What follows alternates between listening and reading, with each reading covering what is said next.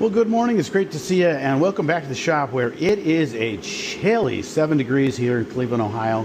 But inside the shop, it is nice and toasty. I've got my torpedo heater going, which is how I heat my shop. Did a video on that about a week ago. Link in the description. And it has got this shop right now about 57 degrees, which is t-shirt weather in here. It's perfectly comfortable. I could spend all day out here. And I just might, because we've got a few things to get into. You know, YouTube being YouTube, no sooner did I drop that video on this heater than my feed filled up with all sorts of videos on contraptions like these. Do-it-yourself, homemade space heaters that, according to many of those videos, you can make with common materials you can find around the house that will burn for days and all sorts of claims. And so, being the curious guy that I am, I decided that I would make a few, because I had a few questions about these.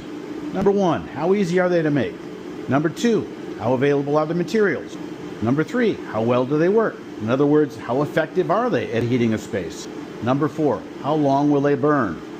And number five, probably the most important, how safe are they to use in your shop, or more importantly, in your house? So those are the basic 5 questions we're going to take a look at. Now I'm going to turn this heater off so we can let the temperature settle down a little bit and we can start putting some of these things through their paces.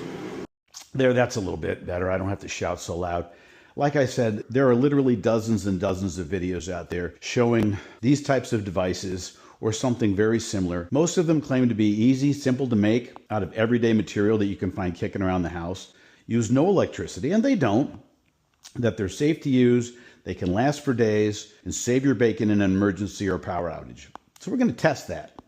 As you can see, I built several different iterations because I wanted to see if small design changes in some of these things would make any difference at all in the way that it operated. I'm not going to go through the step-by-step process of building one because you can see, as I said, many videos out there that will show you how to put these things together.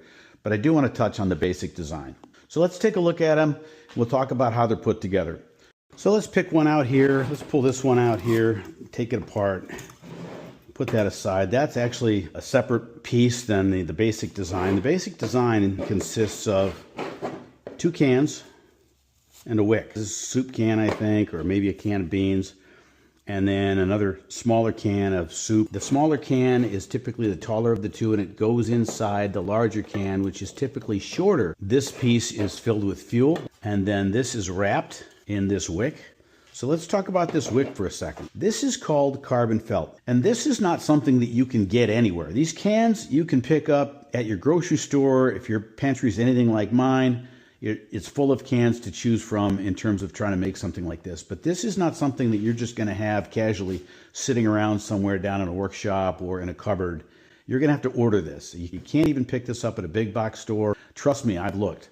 The only place I was able to find this is going on the old Jungle site, typing in carbon felt, and you'll come up with a number of choices. I bought a sheet that was maybe 15 inches by 20 inches, maybe 20 by 30, I can't remember. It cost about $15, but it took a couple of days to get here. So you're gonna have to do some planning and order this ahead of time so that it's there for you when you need it. Now there are those that'll say that you don't need carbon felt. You can use an old rag or even a sock, something like that, and it'll do the same thing. It'll create that wicking action that you're looking for, and you'd be able to use that as a wick. But you know, an old rag or an old sock or something like that is flammable, and you know, it's going to burn up. This is not flammable. This will last forever. If you use that old sock or that old rag, you're going to be replacing it as it burns down, and it sort of defeats the purpose of, you know, having a long-term heat source. So the material of choice in almost every video that you see of these type of devices out there is carbon felt. Let's fire this up, no pun intended. And then we'll talk about these and why you're going to want to put one of these together to really complete this process. But the basic device is essentially just these 3 pieces, the 2 cans and the wick. So let's light that up and I'll show you how it works. And you're going to be surprised at how quickly that gets going. And that flame's probably going to get about this tall. Now this piece down here, this isn't hot. This is just the fuel. But man, that stuff up there, that gets pretty hot. Since we turned my space heater off, the temperature has dropped back down to close to freezing, and it's definitely cold enough to see my breath here. So we'd like to see this be able to heat the shop up, but that in of itself isn't really going to be all that efficient. And so most of the videos out there show this second piece, and that's going to be this piece right here. So I'm going to show you how to put this out. We'll install that, and I'll show you the next piece here. And the way that you put that is you simply just grab an empty can like this, put it over the top, and it just goes out without any oxygen to feed it. Now, again, this is a little bit warm, but I'm not going to touch that piece there.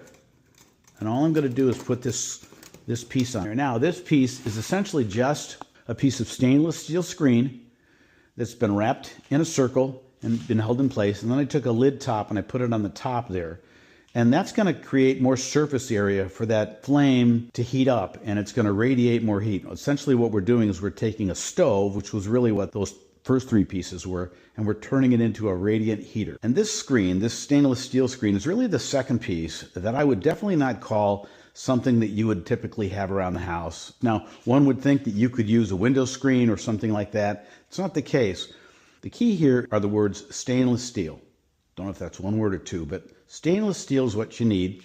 A regular screen made out of aluminum is going to melt. Ask me how I know that. Well, there's your answer. It has to be stainless steel. And you really, again, have to go on the Jungle site and type in stainless steel. There's going to be a couple of different kinds. I think this is 302. You know, again, it wasn't that expensive.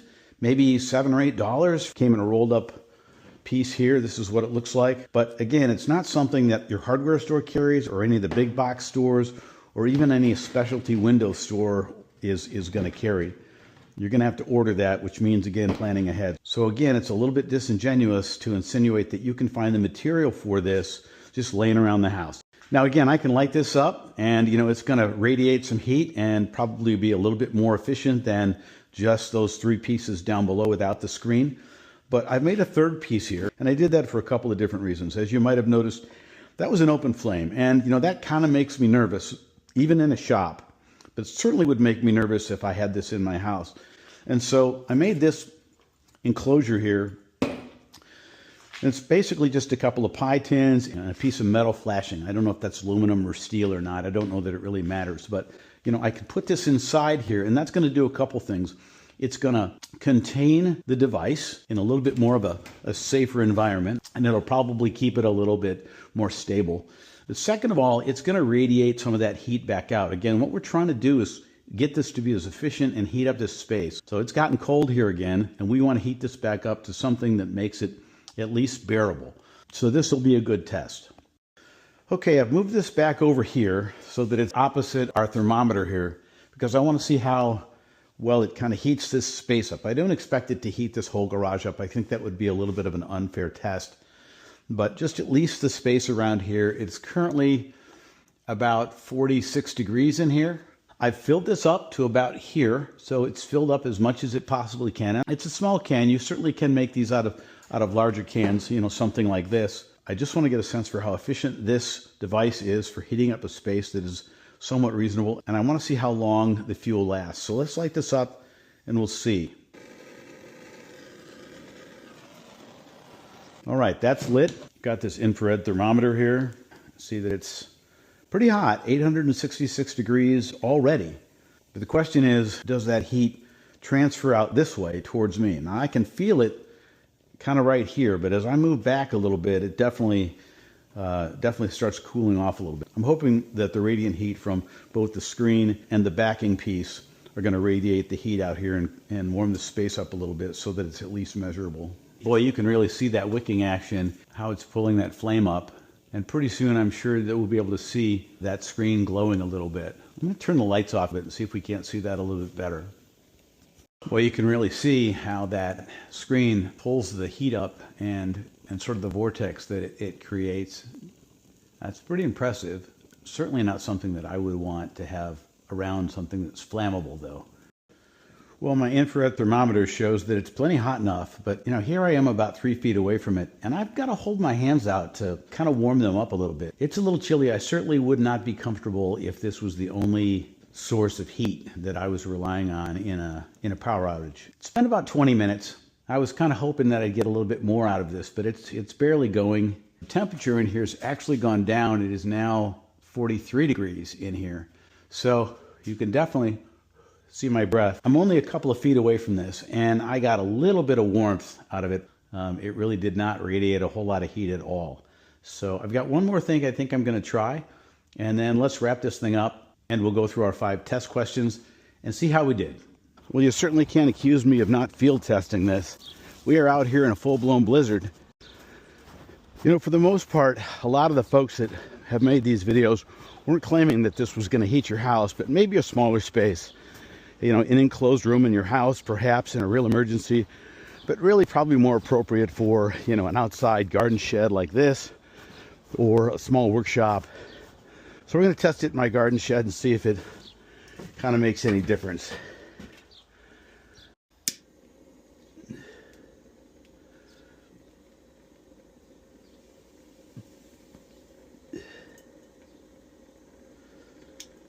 All right, we've got that lit. It's going to take a second for that to really start to heat up, but it's going. We're going to close these doors. It is currently, let's see, about 32 degrees out here. We close these doors so we don't let that heat escape. In the dark here, you can really see that flame. You can see from my infrared heater that it's, you know, heating up. It's almost 600 degrees. But again, I've got to kind of put my hand right in front of it to really feel any heat here. It's only been a few minutes, so we're going to give it some time here. But we'll see. So let's take a look at the thermometer here. It really hasn't moved at all. It's still about freezing. You can definitely see my breath still here. I'm about 2 feet away from that flame, 2 feet away from the heater. And, you know, I've got to put my hand up pretty close to get any kind of warmth at all. It's cold out here. I got to tell you, I'm really sacrificing to put this thing to a test. Sitting out in a dark shed in the middle of a blizzard outside. It's not really a blizzard, but, you know, hey, I have to have some poetic license. I'm not really even getting much heat reflecting off of that back piece there. I've got to put my hands almost on top of this flame in order to feel any warmth at all. But let's keep going. We've got 781 as the temperature in there right now. Again, out here it doesn't feel that warm. But I'll tell you what, it's been about 20 minutes, and I'm looking at this thermometer slowly start to rise. It looks like it's almost 38 degrees in here, right? So it's gone up about 7 or 8 degrees in here. So it is having some effect. Again, to be fair, this is not an insulated shed. You can see some gaps in there. It's not going to hold the heat real well. I just want to see if it has some effect, and it looks like it probably is having a little bit of effect. Whether or not it is enough to make the juice worth the squeeze, I'm not real sure, but we'll let this play out and see. After 20 minutes, I can definitely see the flame is starting to go down a little bit. So I'm concerned that, you know, the fuel is running out. Okay, it's been about 25 minutes, and you can see that the temperature has risen to about 40 degrees in here, so it is having some effect. But that flame is starting to go out. You can see the flames flickering around the wick at the base there, so I don't know how much longer it's going to last. Yeah, that flame is just about out, so I'm going to call it. We're going to head back into the shop and wrap this up. All right, so we've successfully fought our way back through the blizzard, made our way back into the shop, and I think we gave this a pretty objective test. So let's take a look at our 5 questions. Number 1, is it easy to make? Well, kind of, sort of. You know, the initial 2 cans and a wick, that's easy enough. Then you start adding, you know, these screens, and it becomes a little bit more difficult. And then finally this enclosure, which I think you really have to have, kind of takes it to a different level. So I would call it maybe a B- in terms of easiness. If A is extremely easy and, you know, a D is not easy at all, I would call it kind of a B-. You can do it, but you're going to have to put some work into it. Certainly it isn't something that you're going to be able to do, you know, in the dark, in an emergency, when the lights are out. So you're going to have to put this together beforehand and plan.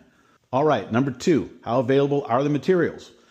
Well, again, the cans, very available. You can get those anywhere. But this carbon felt, yeah, not very available. As well as the stainless steel screening, if you're going to go that route. And I really think if it has to have that screen to it. So I would say, you know, being able to make this out of everyday material that you've got laying around the house, I would give it a C-. All right, the big question in my mind, number 3, how well do they work? Again, does it work? Does it light on fire? Does it make a flame? Yes. Does it heat up a space? Not very well. I was kind of expecting a little bit more, and that just wasn't the case. I would call that definitely a D-. All right, number 4, how long will they burn? Well, again, if you go online and you watch some of these videos, they seem to indicate that these devices will burn for quite some time, but I wasn't able to get these wicks to stay lit for more than 20 or 30 minutes, which means that they're going to have to be refilled. And again, in the dark, in an emergency situation, that's really not something that you're going to want to do. So again, I would give that definitely a D. And finally, the big one, number 5, how safe are they? Unequivocally, this is an F. That open flame with the fuel is a disaster waiting to happen. I wouldn't use this in my shop unattended. I certainly would not use it in my house. And I think it would be irresponsible to do something like that. This is a public service announcement. Do not try this in an emergency situation to try to heat your house. If you do, you better have the fire department number handy because you're going to need it. There are certainly better alternatives out there. You can get yourself a power pack, a battery bank that will power up a heater, that will probably power a couple other devices for a couple $100 out there. Get yourself a small generator that can recharge that power pack, maybe even a power pack that can be recharged using a generator or solar.